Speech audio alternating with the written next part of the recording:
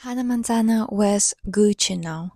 That's how Miley Cyrus described the Hannah's transformation on the eve of the 20th anniversary special. And yeah, apparently our girl has been working really hard this year. She's got money, she's definitely got money because look at her outfits. She looks fabulous, high fashion and expensive.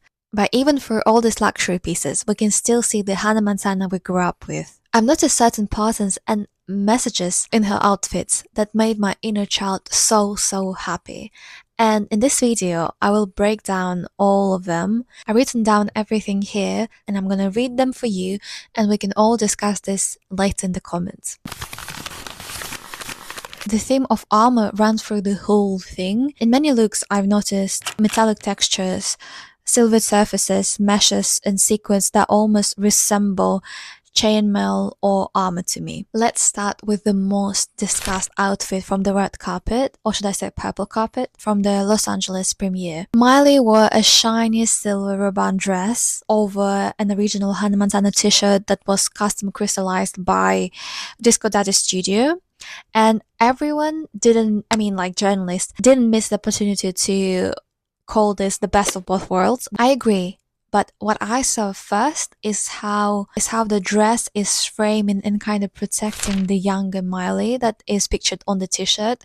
It's like if Miley is saying, now I'm strong enough and I'm old enough to protect that 13 years old Miley from the past. And I think with this outfit, she shows how Hannah has become her second skin and like a part of her identity. The couture armor motif continued in her recent variety photo shoot, especially on the cover where she wears Maison Margiela. The crystals are giving Hannah Montana for sure, like 100%, but they also picture her as a warrior at the same time.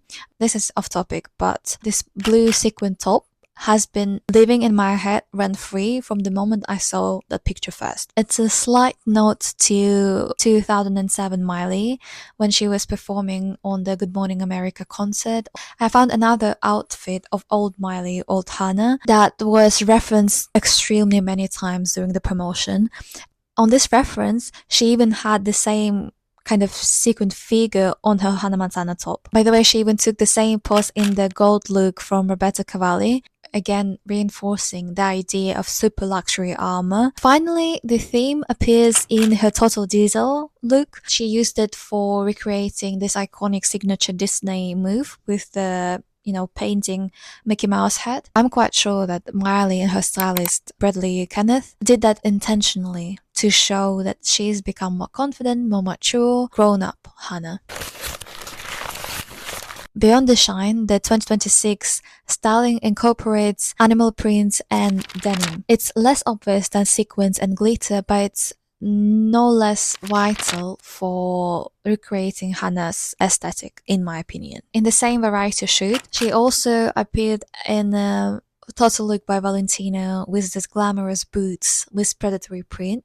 The same vibe carried into the special itself. During the performances of This Is the Life and The Climb, Hannah wore a python printed Gucci dress, like a halter gown. For the main episode look, Miley chose a denim set by Diesel with signature capri trousers and a thin shiny scarf, and it works perfectly because it understands the character's roots, like Western origins, and also connection to the everyday Miley style. The thin shiny scarf is the brilliant final touch. For everyone who grew up watching Hannah Montana, this skinny scarf is almost like a sacred accessory. To be honest, I've been looking for the brand that she wore in the special, but I couldn't find it. So I'm guessing it may be archival, or I don't know, but I think it's a good thing that I didn't find it because it still remains, despite all the luxuriousness around Miley and Hannah, it remains this relatable link to her audience. Catherine Wagner, the stylist for the very first seasons of Hannah Montana, she recalled that Hannah's original style was built on multi-layering and bright colors on purpose because they tried to compete with cartoons for the attention of children.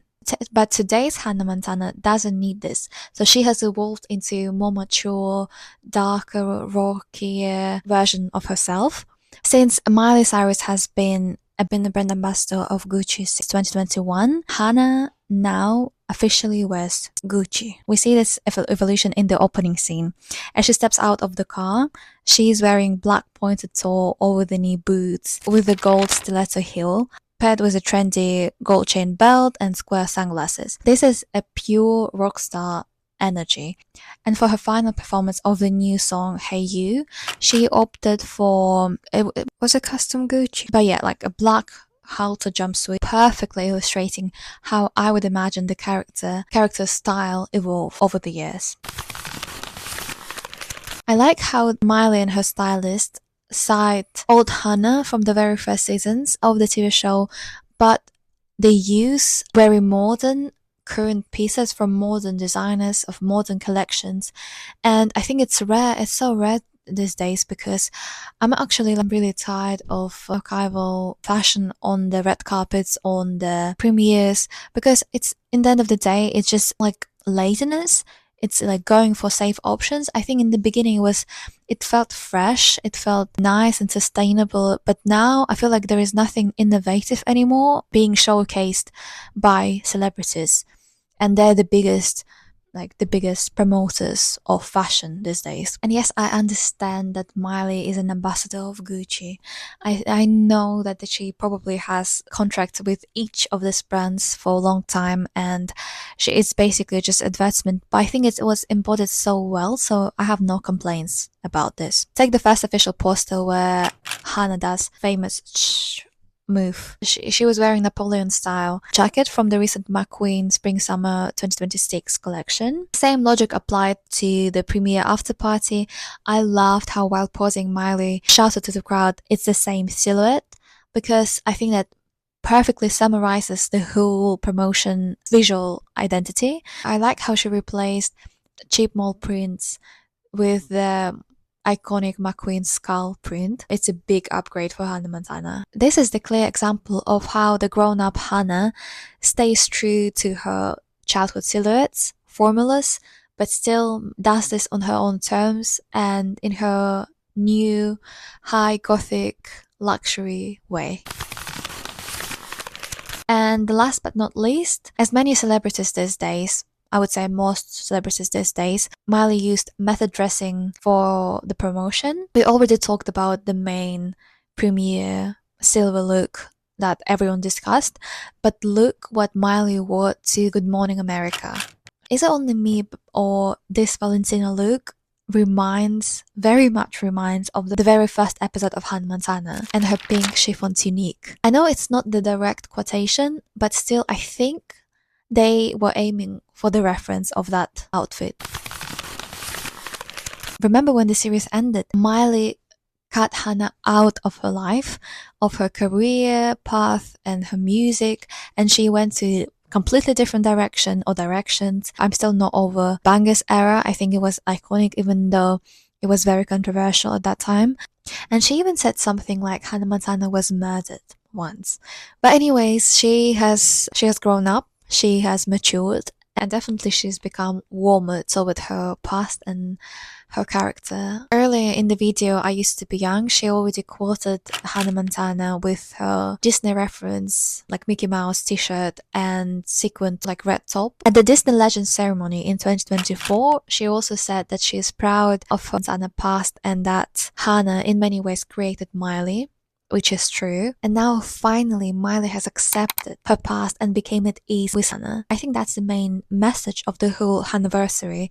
And this is the same message that her stylist and Miley herself wanted to show through her style. I'm really grateful that they didn't sell us a cheap nostalgia, because they could have done this as a parody, as a costume party, but they didn't, and I'm really happy about this. I think they remain the formulas, the silhouettes of Hannah, but just reimagine this in using the modern feet, modern brands, materials, fabrics. By the way, about her hair, I think that's such a symbolic and cool thing that Miley Cyrus didn't use the wig this time, but instead she dyed her own hair and used some hair extensions. That again says that she finally accepted Hannah as a part of her identity, not as a separate alter ego, but a part of her identity. And it made this special, almost like a collective therapy session. Hannah Montana is the collective memory of the whole generation, or even 2 generations, because it's like Zillennials and Gen Z. Anyways, so people didn't just watch the special. They went to the secondhand shops, to the vintage shops. They pulled out their vintage t-shirts and sequin tops. They started dressing for it. They shared this on social media. And it was just such a beautiful global event happening on social media and in real life. In other words, the special worked not only as a pop culture event, but also as a fashion trigger. And we can't really comprehend the whole impact of this project. And yes, of course, there is a lot of criticism. Many, including myself, waited for the reunion. It didn't happen. But I think the main thing happened. Miley brought us the nostalgia, the feeling of home, the feeling of our childhood, beautiful time, and that already, a big thing. I would really like to see the conversations with the costume designers and the stylist of Hannah Montana, because I've been always surprised how Hannah has influenced the whole generation and still remained kind of in the shadow for her style. For example, Taylor Swift's style is very well studied, and there is a book. I wish there could be another book about Hannah Montana. She deserves a separate cultural analysis. But even with all these reservations, I think the main thing has happened. Miley didn't pretend that this period didn't exist. She didn't play into cheap nostalgia again. In the end, it's not a story how Hannah Montana started wearing Gucci. It's a story about how a global star, which we people, her fans, made, finally got the right to return to us not as a product, but as a grown-up artist, a grown-up woman rethinking her past. And perhaps this is the best maturation scenario for any pop icon.